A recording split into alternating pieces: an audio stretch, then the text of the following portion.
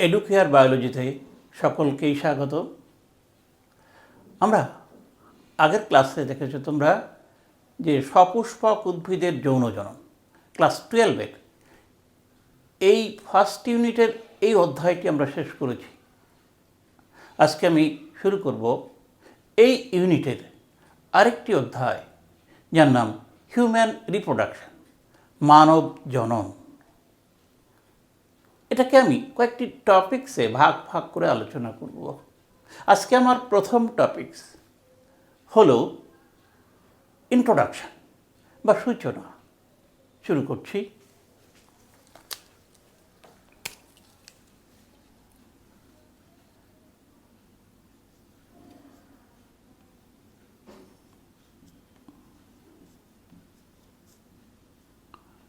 মানব জনন, হিউম্যান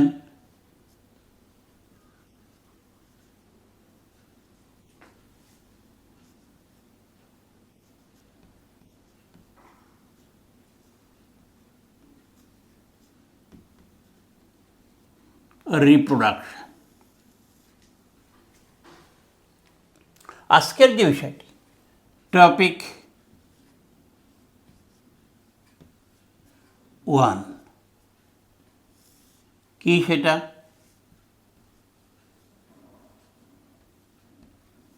সূচনা বা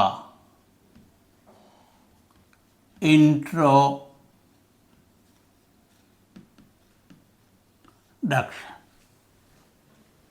কি কি আছে এই সূচনায়, আমি এক এক করে সেটা উপস্থাপন করব। ফার্স্ট হলো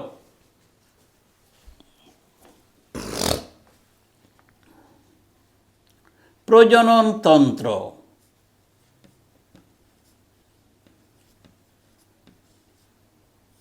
বা জননতন্ত্র, রিপ্রোডাক্টিভ সিস্টেম জিনিসটা কি?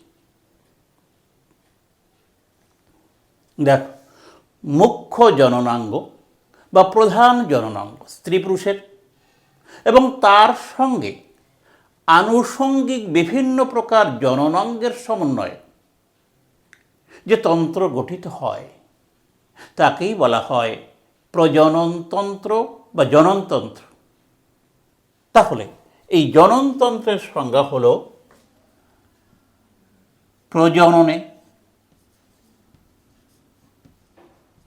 মুখ্য জননাঙ্গ ও সহায়ক জনন অঙ্গের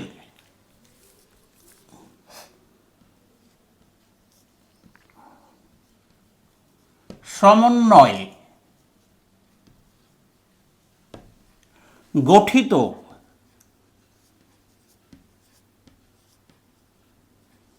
তন্ত্র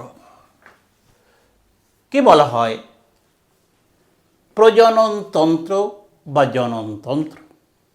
আবার মনে করিয়ে দেই, মুখ্য বা প্রধান জননাঙ্গ এবং তার সঙ্গে সংযুক্ত সহায়ক জননাঙ্গ, এদের মিলনে যে তন্ত্র তার নাম হচ্ছে প্রজননতন্ত্র।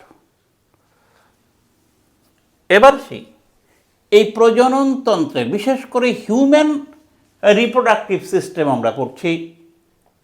এই হিউম্যান রিপ্রোডাক্টিভ সিস্টেমের বৈশিষ্ট্য কী? প্রজননতন্ত্রের বৈশিষ্ট্য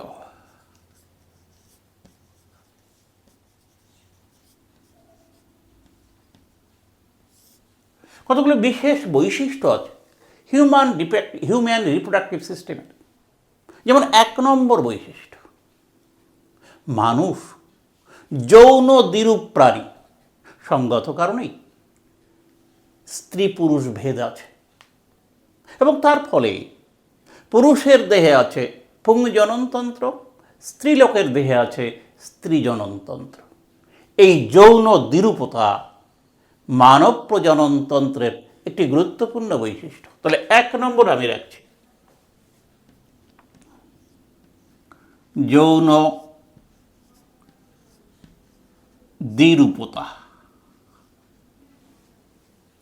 দুটো রূপ, স্ত্রী এবং পুরুষ মানুষের ক্ষেত্রে গুরুত্বপূর্ণ। নাম্বার 2, দ্বিতীয় গুরুত্বপূর্ণ হচ্ছে মানুষের স্ত্রী পুরুষের ক্ষেত্রে তাদের জীবনের একটা বিশেষ সময় আছে যার নাম হচ্ছে বয়ঃসন্ধিকাল। এই বয়ঃসন্ধিকালের থেকেই স্ত্রী পুরুষের জননাঙ্গ সুগঠিত হয়, সে প্রজননে সক্ষম হয়। সুতরাং এই বয়ঃসন্ধিকাল বা পিউবার্টি বা অ্যাডোলেসেন্স পিরিয়ড একটা উল্লেখযোগ্য বৈশিষ্ট্য। বয়ঃসন্ধিকাল যেটা যৌন সক্ষমতা অর্জনের প্রথম ধাপ বলা যেতে পারে। স্ত্রী পুরুষের এটা উল্লেখযোগ্য বৈশিষ্ট্য। নাম্বার 3 নম্বর হচ্ছে মানুষের ক্ষেত্রে নির্দিষ্ট ঋতু বা সিজন বলে কিছু নেই। যুবক যুবতীরা যে কোনো সময়ে যৌন জননে লিপ্ত হতে পারে। আলাদা বিশেষ কোনো সিজন, ঋতু বা বিশেষ কোনো সময় এরকম কোনো নির্ধারিত বিষয় নেই। সুতরাং প্রজনন সময় একটা উল্লেখযোগ্য বৈশিষ্ট্য। প্রজনন সময়কাল যেটা আমি বললাম, বিভিন্ন প্রাণীদের ক্ষেত্রে এমনকি উদ্ভিদের ক্ষেত্রেও নির্দিষ্ট সিজন বা ঋতু বা সময়কাল আছে। হিউম্যান বিইংয়ের ক্ষেত্রে এরকম নির্দিষ্ট সময়কাল সাধারণত থাকে না। নাম্বার 4, জনন অঙ্গ।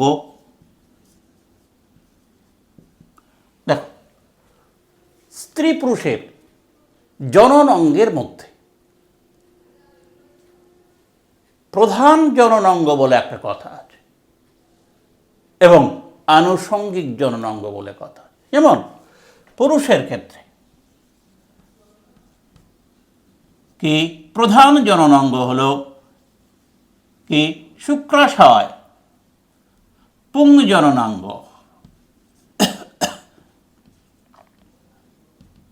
শুক্রাশয়, এই শুক্রাশয়ের মধ্যে সেমিনিফেরাস টিবিউল শুক্রোৎপাদক নালিকা আছে। এই শুক্রোৎপাদক নালিকার মধ্যেই স্পার্মাটোজেনেসিস প্রক্রিয়ায় বা শুক্রাণু উৎপাদন প্রক্রিয়ায় শুক্রাণু উৎপন্ন হয়। আবার স্ত্রীলোকের ক্ষেত্রে এদের প্রধান স্ত্রী জননাঙ্গ হল ডিম্বাশয়।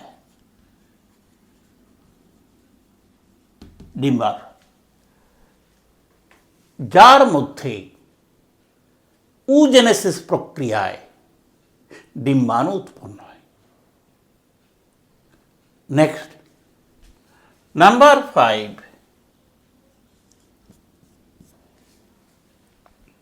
স্ত্রী পুরুষ যৌন সঙ্গমের মাধ্যমে পুংগ্যামেট স্ত্রী গ্যামেট নিক্ষেপণ এবং তাদের মিলন ঘটে মূলত স্ত্রী জননাঙ্গের ফ্যালোপিয়ান টিউবের অ্যাম্পুলা নামক অংশে। ঠিক আছে? সুতরাং এই যে বিশেষ প্রক্রিয়া যৌন সঙ্গম,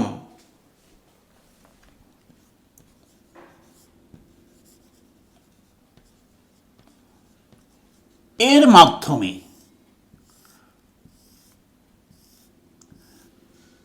মাধ্যমে শুক্রাণু এবং ডিম্বাণু মিলিত হয়। কোন জায়গায়?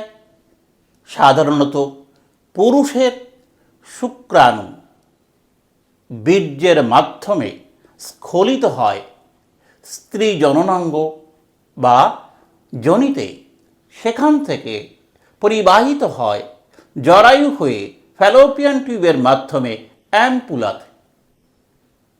ক্লিয়ার?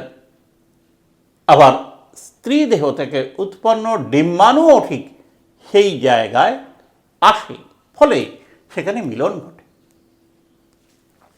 সুতরাং যৌন সঙ্গম এর মাধ্যমে শুক্রাণু এবং ডিম্বাণু পরস্পরের কাছাকাছি আসে। নাম্বার 6, এই শুক্রাণু ডিম্বাণু মিলিত হয়ে তৈরি করে জাইগোট, ওই ফ্যালোপিয়ান টিউবের অ্যাম্পুলা নামক অংশ। সুতরাং নেক্সট পয়েন্ট, জাইগোট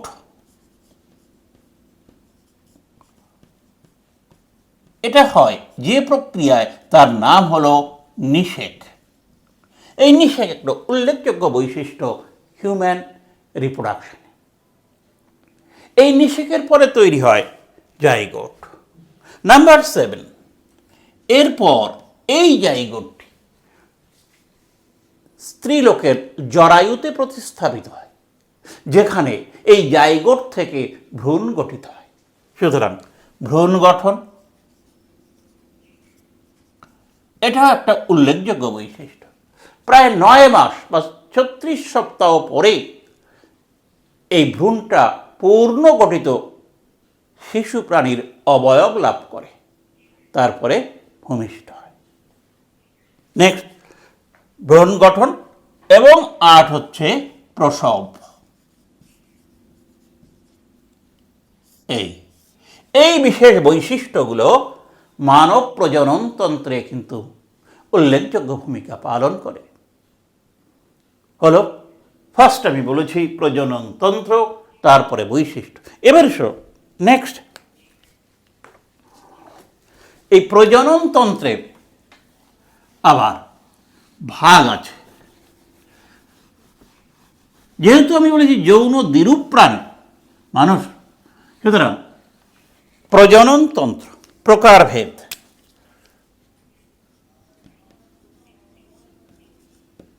প্রজনন তন্ত্র এর প্রকারভেদ ক রকমের? সাধারণত 2 রকমের প্রজনন তন্ত্র। পুরুষের দেহে থাকে পুংজনন তন্ত্র এবং স্ত্রীলোকের দেহে থাকে স্ত্রীজনন তন্ত্র। ক্লিয়ার? পুংজননাঙ্গ গুলো সম্মিলিত হয়ে যে তন্ত্র গঠন করে তাকে বলা হয় পুংজনন তন্ত্র। স্ত্রীজননাঙ্গগুলো সম্মিলিত হয়ে যে তন্ত্র গঠন করে তার নাম হচ্ছে স্ত্রীজনন তন্ত্র। তাহলে এই পুংজনন তন্ত্রের গঠন কি দিয়ে তৈরি? পুংজননাঙ্গ। এটা কি দিয়ে তৈরি? স্ত্রী জননাঙ্গ। এবার এই পুংজনন তন্ত্র কি কি জিনিস নিয়ে গঠিত? চলে আসি নেক্সট, পুংজনন তন্ত্র।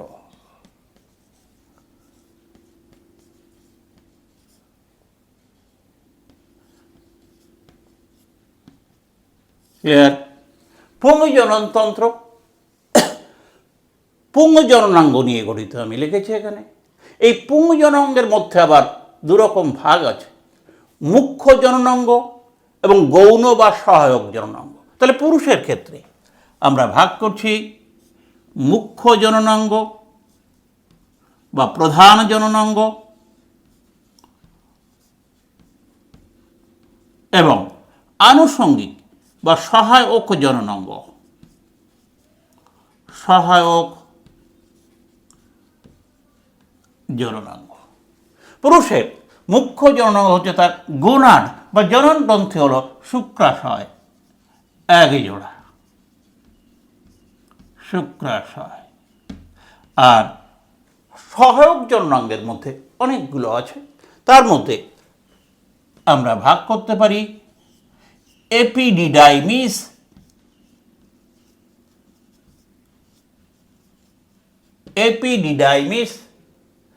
নেক্সট শুক্রনালী বা যাকে বলে ভাস ডিফারেন্স। নেক্সট নিক্ষেপণ নালী,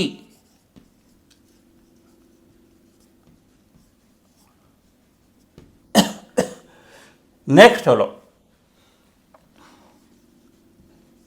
মূত্র জনন নালী। নেক্সট শুক্র সঞ্চয়ী থলি বা সেমিনাল ভ্যাসিকল। নেক্সট প্রস্টেট গ্রন্থি।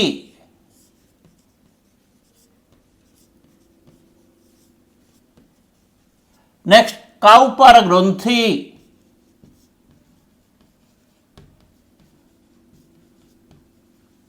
Next scrotum. নেক্সট পেনিস প্রভৃতি সহায়ক জননাঙ্গ বা গৌণ জননাঙ্গ পুরুষের ক্ষেত্রে। এবার সেই স্ত্রীলোকের বা স্ত্রী জননতন্ত্র। নেক্সট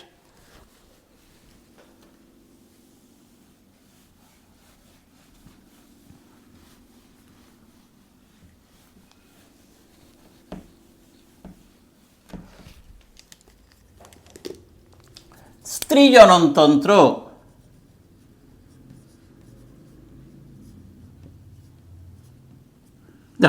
এটা গঠিত হয়েছে এদের মুখ্য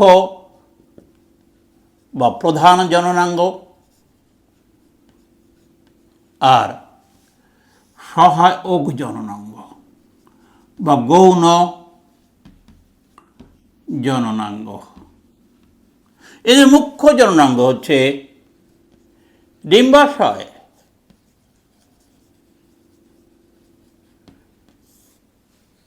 ফিমেল গোনাড।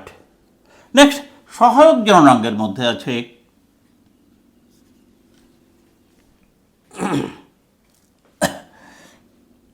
ডিম্বনালী বা আমরা যাকে বলা হয় ফ্যালোপিয়ান টিউব।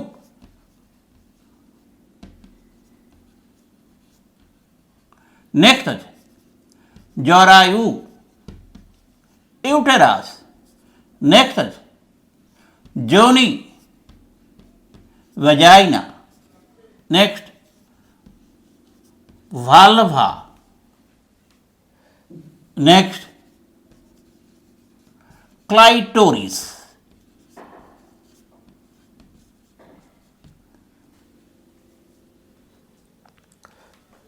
নেক্সট আছে স্তন গ্রন্থি।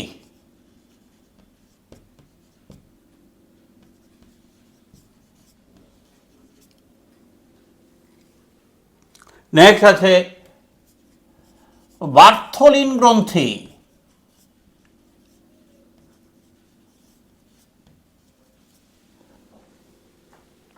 প্রভৃতি এগুলো হচ্ছে সহায়ক জননাঙ্গের মধ্যে পড়ে। ক্লিয়ার? এবার আসি যে বিষয়, সেটা হলো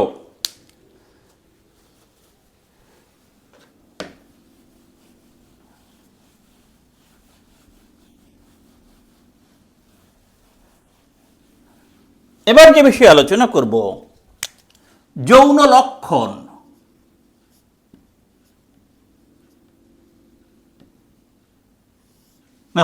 স্ত্রী পুরুষের কিছু কিছু প্রাথমিক এবং গৌণ লক্ষণ আছে, যে লক্ষণগুলো দিয়ে তাদেরকে যেমন আইডেন্টিফাই করা যায়, তেমনি তাদের জীবনের ক্ষেত্রে উল্লেখযোগ্য ভূমিকা পালন করে এই বৈশিষ্ট্যগুলো, যাকে আমরা যৌন লক্ষণ বলি।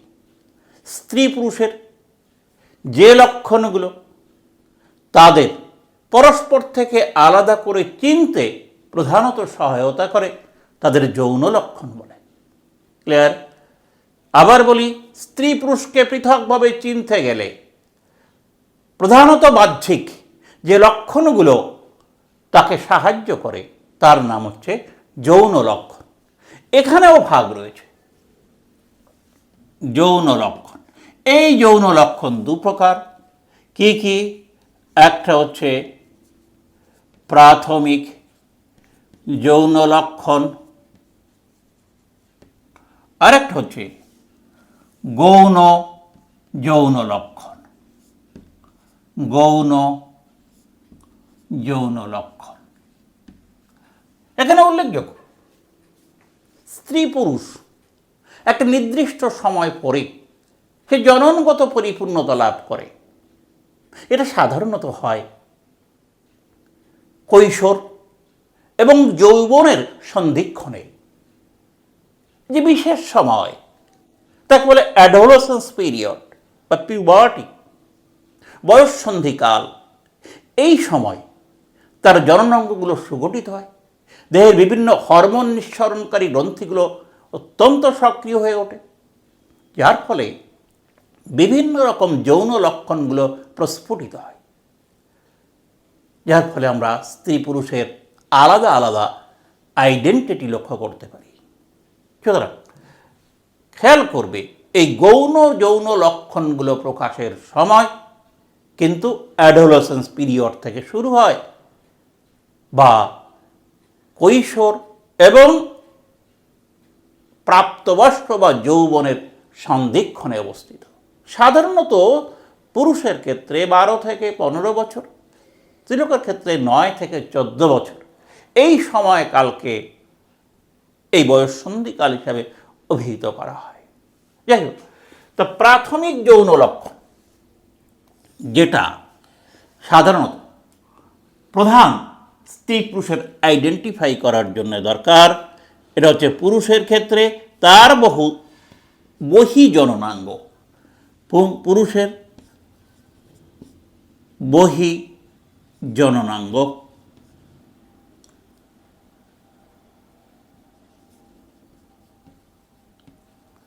কি তার নাম?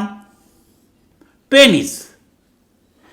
এটি তাকে প্রধানত আইডেন্টিফাই করতে প্রধান কাজে লাগে।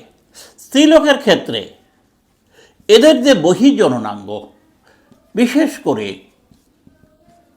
তার নাম হচ্ছে ভ্যাজাইনা বা যোনি। প্রাথমিক আইডেন্টিফাই করার জন্য এ দুটো জিনিস যথেষ্ট। এই জিনিসগুলোকে বলা হয় প্রাথমিক যৌন লক্ষণ।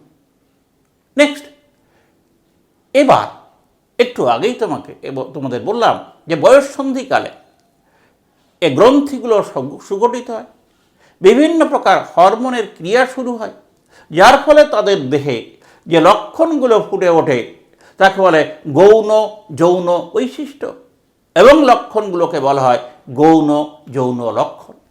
সুতরাং এই গৌণ যৌন লক্ষণ কিন্তু নির্দিষ্ট বয়সের পরে, বয়স সন্ধিকালেই শুরু হয়। তা এই গৌণ যৌন লক্ষণ পুরুষ এবং স্ত্রীর দেহে কিন্তু পার্থক্য রয়েছে, যার ফলেই স্ত্রী পুরুষের মধ্যে পার্থক্য গড়ে ওঠে। দেখা যাক পুরুষ এবং স্ত্রীর ক্ষেত্রে এই গৌণ যৌন লক্ষণগুলোর কি কি বিশেষত্ব আছে। নেক্সট,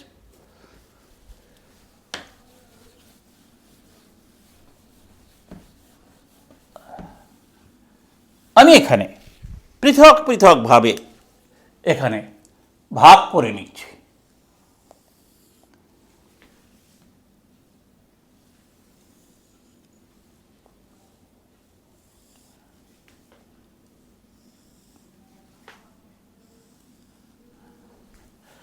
এখানে বৈশিষ্ট্য,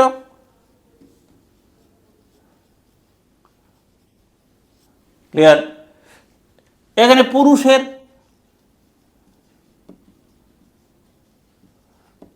গৌণ যৌন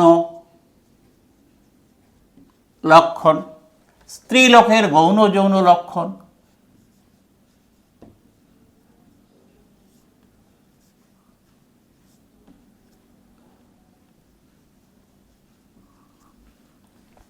এক নম্বর, এই গৌণ যৌন বৈশিষ্ট্য প্রকাশিত হওয়ার সময়কাল।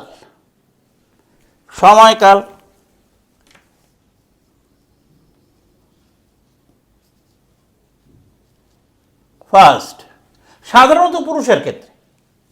আমি এখানে বলছি এর ব্যতিক্রম হতে পারে এদিক ওদিক 2-1 বছর, 12 থেকে 15 বছর। স্ত্রীলোকের ক্ষেত্রে সাধারণত 9 থেকে 14 বছর। ক্লিয়ার? নাম্বার 2,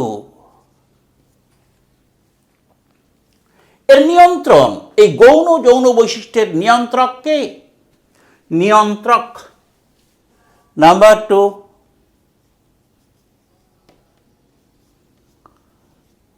এই গৌণ যৌন পুরুষের ক্ষেত্রে এটা হলো টেস্টোস্টেরন নামক হরমোন।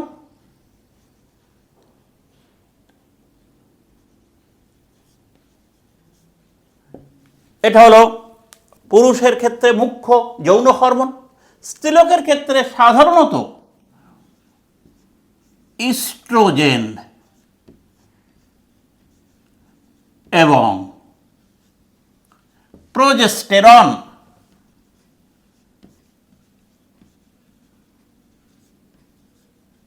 এই 2 প্রকার হরমোন। নাম্বার 3, স্বরযন্ত্র।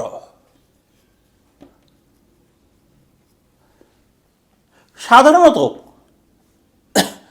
এই স্বরযন্ত্রের বৃদ্ধি এবং ভোকাল কর্ড স্থূল হয়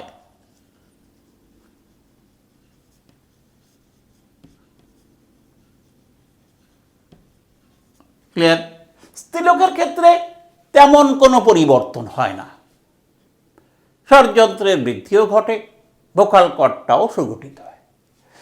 সুতরাং এখানে তেমন কোনো বিশেষ পরিবর্তন নেই।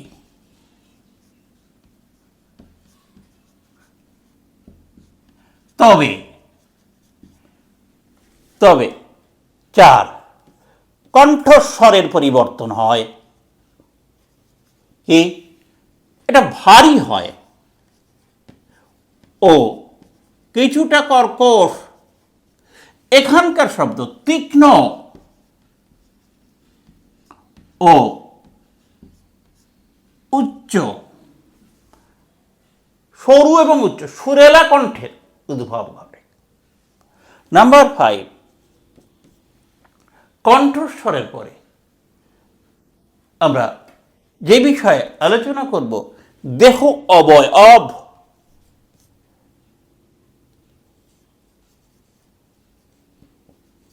শোন, পুরুষের ক্ষেত্রে দেহ সুগঠিত হয়। ক্লিয়ার? কাঁধ অঞ্চলটা প্রসারিত হয় এবং অস্থি পেশি সুগঠিত হয়। সুতরাং দেহ সুগঠিত, কাঁধ অঞ্চল প্রসারিত, অস্থিপেশি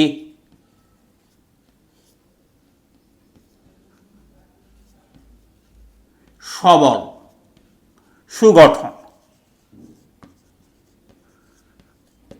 পুরুষালী চেহারা।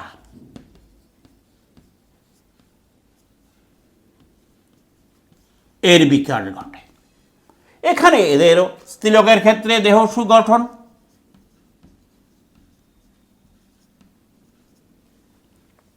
ক্লিয়ার?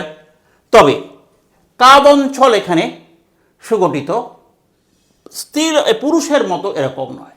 তবে কি হয়, দেহের কিছু কিছু দেহের নির্দিষ্ট স্থানে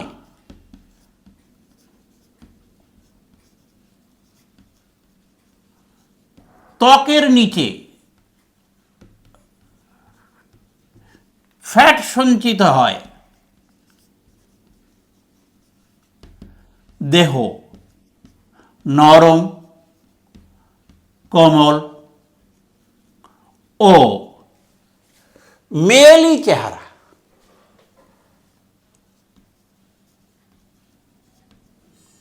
মেয়েলি চেহারা বিকশিত হয়।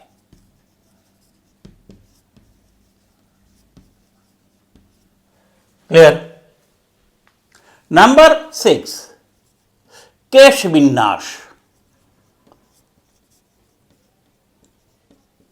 দেখো, পুরুষের ক্ষেত্রে বয়ঃসন্ধিকালে ঠিক পরেই দেহে ঘন লোম, বগল, বক্ষ অঞ্চলে লোমের আবির্ভাব এবং শ্রোণীদেশে পিউবিক লোমের আবির্ভাব ঘটে এবং গোঁফ দাড়ি ওঠে। গোঁফ দাড়ি,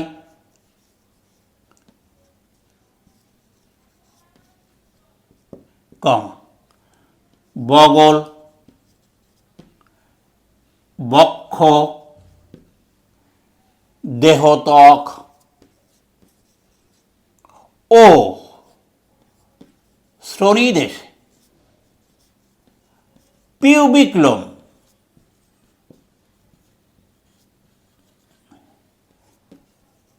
এর আবির্ভাব ঘটে। স্ত্রীলোকের গোঁফ দাড়ি ওঠে না, বগল, দেহত্বকে, বগলে লোম থাকলেও দেহত্বকে বেশিরভাগ ক্ষেত্রেই থাকে না, খুবই হালকা। দেহত্বক অনেক সময় হালকা লোম, তবে শ্রোণীদেশে পিউবিক লোম, পিউবিক লোমের আবির্ভাব ঘটে।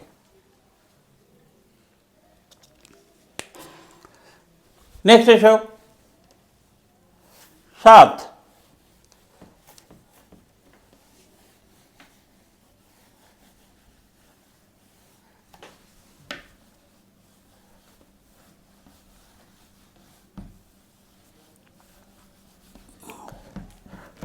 নম্বর পেলভিক অঞ্চল।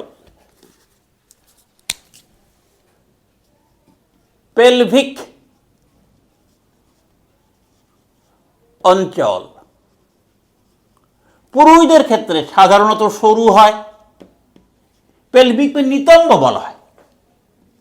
স্ত্রীলোকের ক্ষেত্রে এই নিতম্ব বা পেলভিক অঞ্চল বয়ঃসন্ধিকালের পরে প্রসারিত হয়। নাম্বার 8, স্তন গ্রন্থি।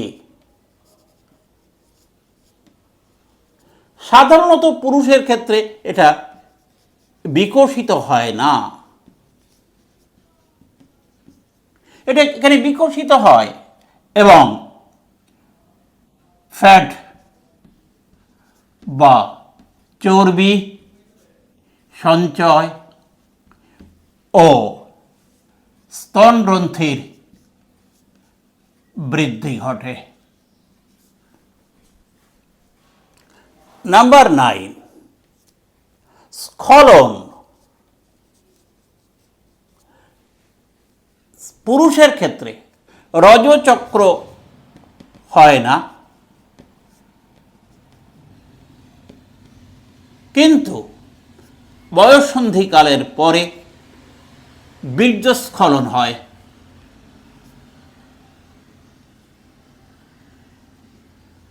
বীর্যস্খলন শুরু হয়। এখানে স্ত্রীলোকের ক্ষেত্রে মাসিক রজচক্রের সঙ্গে সঙ্গে রজস্রাব শুরু হয়। রজচক্রের সঙ্গে সঙ্গে রজস্রাব শুরু হয়। ক্লিয়ার?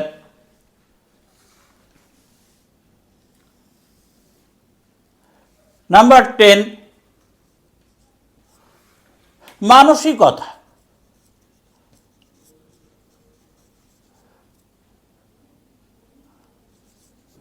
দেখো, এই সময় এই পিউবার্টির পর থেকে মানসিকতার পরিবর্তন ঘটে। যেমন আক্রমণাত্মক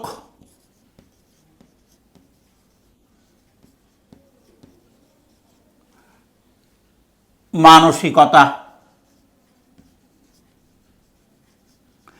এখানে কিন্তু নম্র মানসিকতা,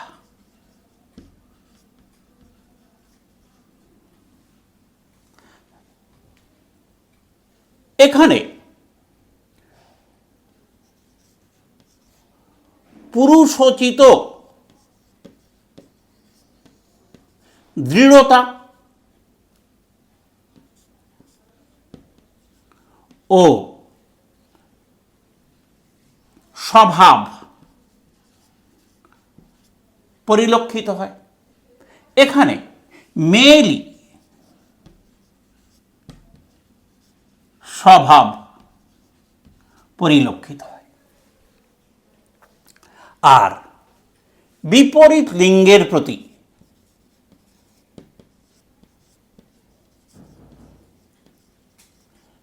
আকর্ষণ বৃদ্ধি পায়।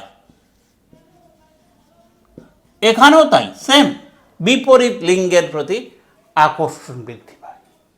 এই হলো গৌণ যৌন লক্ষণ পুরুষ এবং স্ত্রীর ক্ষেত্রে। নেক্সট আরেকটি বিষয় আলোচনা করব, সেটা হলো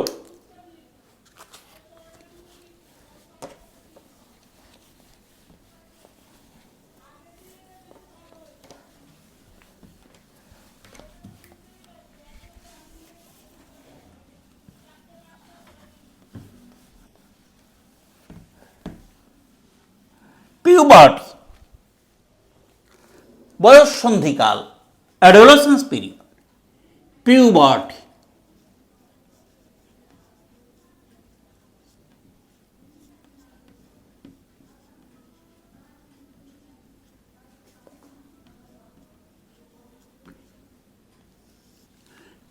পিউবার্টি জিনিসটা কি? আমি আগেও বলেছি, কৈশোর এবং যৌবনের যে সন্ধিক্ষণে স্ত্রী পুরুষের জননাঙ্গ সুগঠিত হয় এবং বিভিন্ন প্রকার গৌণ যৌন লক্ষণের বহিঃপ্রকাশ ঘটে, তাকে বলে পিউবার্টি। তাহলে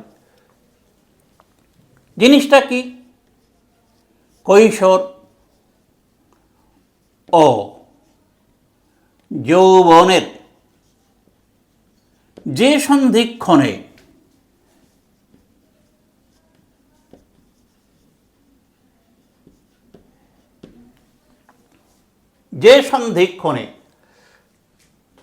জননাঙ্গ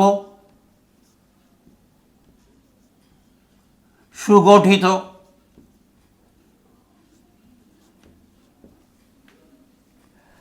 জননগত পূর্ণতা এবং আমি আগেই বলেছি হরমোন, যৌন হরমোন সক্রিয় হয় এবং বিভিন্ন গৌণ যৌন লক্ষণের বহিঃপ্রকাশ ঘটে। লক্ষণের বহিঃপ্রকাশ ঘটে, তাকে বলে পিউবার্টি। এর সময়কাল মূলত পুরুষের ক্ষেত্রে আমরা আগেও বলেছি 12 থেকে 15 বছর, স্ত্রীলোকের ক্ষেত্রে সাধারণত 9 থেকে 14 বছর। এই সময়ে, এই পিউবার্টির সময়, আমি আগেও উল্লেখ করেছি, আলাদা করে আবার একবার বলে দিচ্ছি, এদের দেহগত, যৌন এবং শারীরবৃত্তীয় বিভিন্ন প্রকার পরিবর্তন আসে, যাকে আমরা এই পিউবার্টির পরিবর্তন বলি।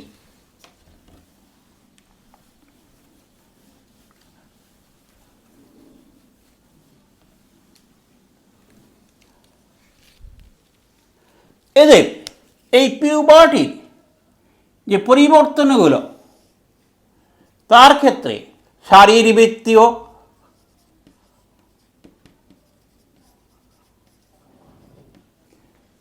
যৌন এবং মানসিকতা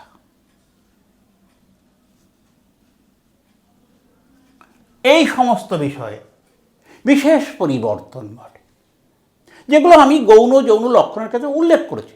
এখানে সামান্য আমি একটু আবার তার পুনরাবৃত্তি করছি মাত্র। যেমন দেখো, শারীরিক কী কী পরিবর্তন তোমরা লক্ষ্য করেছো আগে, স্ত্রী পুরুষ সকলের ক্ষেত্রে দেহ বৃদ্ধি, ক্লিয়ার, এটা উল্লেখযোগ্য বৈশিষ্ট্য। জননাঙ্গের বৃদ্ধি, এটা জড় এর মধ্যে দেব না, ওখানে দেব। দেহ বৃদ্ধি, যেমন স্বরযন্ত্র একটু আগেই দেখেছ এর পরিবর্তন ঘটে, কণ্ঠস্বর এর পরিবর্তন ঘটে, যেমন দেখেছ কেশবিন্যাস এর পরিবর্তন, এগুলো আমি সব আলোচনা করেছি। কেশবিন্যাস, যেমন দেখো পেলভিক অঞ্চল, হ্যাঁ পেলভিক অঞ্চল এর পরিবর্তন ঘটে, ক্লিয়ার। এগুলো শারীরিক পরিবর্তন। সঙ্গে সঙ্গে যৌনগত কিছু পরিবর্তন ঘটে, যেমন ধর স্তনগ্রন্থি,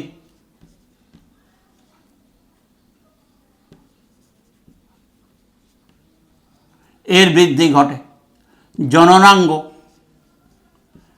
মুখ্য এবং গৌণ জননাঙ্গের বৃদ্ধি ঘটে। নেক্সট, এখানে রজচক্র স্ত্রীলোকের ক্ষেত্রে, এগুলো সব স্ত্রীলোকের ক্ষেত্রে, জননাঙ্গ কিন্তু পুরুষ স্ত্রী সকলের ক্ষেত্রে, এগুলো এখানে এটা এগুলো স্ত্রীলোকের ক্ষেত্রে। আর বীর্যস্খলন,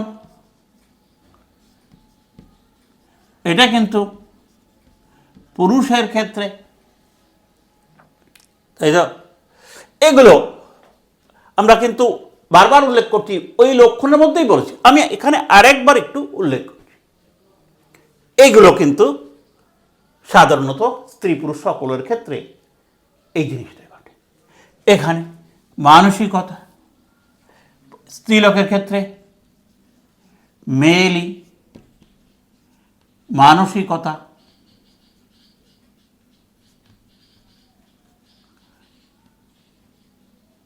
মৃদু স্বভাব, ক্লিয়ার, কমনীয় চেহারা ও মানসিকতা। কমনীয় চেহারাটাই সাধারণত ঘটে, মানসিকতা মৃদু নম্র ইত্যাদি মানসিকতা। স্ত্রীলোকের ক্ষেত্রে, এই পুরুষের ক্ষেত্রে এটা কিন্তু স্ত্রীলোকের ক্ষেত্রে, পুরুষের ক্ষেত্রে সাধারণত আক্রমণাত্মক, দৃঢ় ও কঠিন মানসিকতা, এগুলো দেখা যায়। আরেকটি হচ্ছে সকলের ক্ষেত্রেই যেটা কমন, বিপরীত লিঙ্গের প্রতি আকর্ষণ বৃদ্ধি পায়। পিউবার্টির ক্ষেত্রে এই 3 রকমের পরিবর্তন পরিলক্ষিত হয়। আরেকটি কথা বলে আমি শেষ করব এই ইন্ট্রোডাকশনের ক্লাস, সেটা হলো এখানে 3টা টার্ম একটু ভালো করে জেনে রাখবে। কি কি?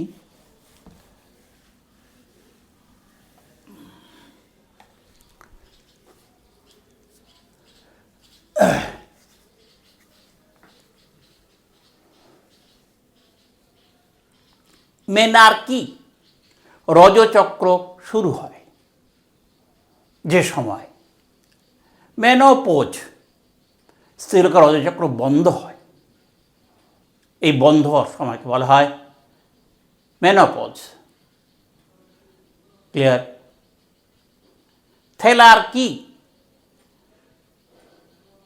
পিউবার কি, দেখো এই টার্মগুলো, পিউবার কি,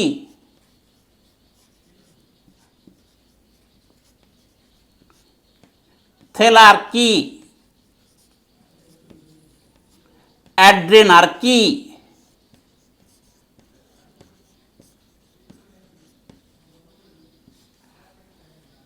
মেনার কি,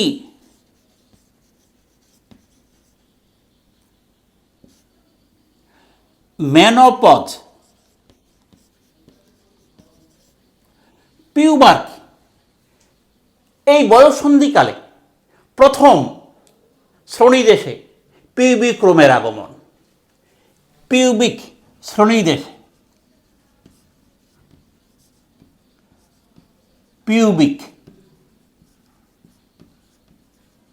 রোমের সূচনা, একে বলা হয় পিউবার্কি। থেলার্কি বয়ঃসন্ধিকালে মেয়েদের স্তনগ্রন্থির বৃদ্ধির সূচনা।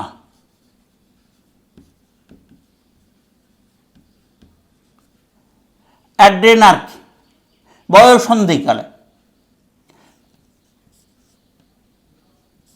অ্যাড্রেনাল গ্রন্থির বৃদ্ধি, কমা অ্যান্ড্রোজেন হরমোন ক্ষরণ ও তার ফলে দৈহিক পরিবর্তন, একে বলা হয় অ্যাড্রেনার্কি। মেনার্কি রজচক্র শুরু বা সূচনা।